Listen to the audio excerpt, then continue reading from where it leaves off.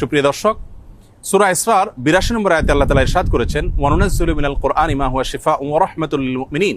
যার অর্থ হলো, আমি কোরআনে কারীমের এমন সব আয়াতসমূহ, সূরাসমূহ নাজিল করি যার মাঝে রয়েছে ঈমানদারদের জন্য আরোগ্য লাভের মাধ্যম এবং তাদের জন্য রহমত তথা আল্লাহর পক্ষ থেকে করুণা। এই আয়াতের ব্যাখ্যা মুফাসসিরদের অনেকেই বলেছেন, এখানে আল্লাহ রাব্বুল আলামিন আত্মিক রোগসমূহ থেকে আরোগ্য লাভের মাধ্যমের কথা বুঝিয়েছেন, অর্থাৎ কোরআনের প্রেসক্রিপশনকে অনুসরণ করার মাধ্যমে মানুষ প্রকৃত মানুষে পরিণত হয়, মানবীয় গুণাবলী অর্জন করে মানুষ আল্লাহর রাব্বুল প্রিয় পাত্রে পরিণত হয়।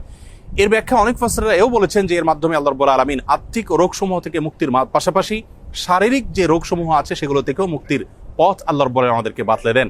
সেগুলোকে আবিষ্কার করে খুঁজে বের করে যথাযথভাবে আমল করার মাধ্যমে উপকৃত হওয়াটাই হলো আমাদের জন্য মূল বিষয়।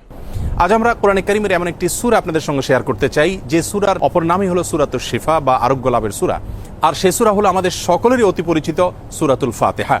সহিহ বুখারীতে আবু সাঈদ খুদরি রাদিয়াল্লাহু আনহু থেকে একটি হাদিস বর্ণিত হয়েছে, যে হাদিসের মাধ্যমে বোঝা যায় যে সাহাবায়ে কেরাম সূরাতুল ফাতিহার মাধ্যমে চিকিৎসা গ্রহণ করেছেন এবং অলৌকিকভাবে, বিস্ময়করভাবে কঠিন এবং দুরারোগ্য সমস্যা থেকে তারা মুক্তি লাভ করেছেন। তখন নবী করিম সাল্লাল্লাহু আলাইহি ওয়াসাল্লাম বিষয়টি জানতে পারার পর তাকে বলেছিলেন, ওমা ইউদরিকা আন্নাহা রুকিয়া, তুমি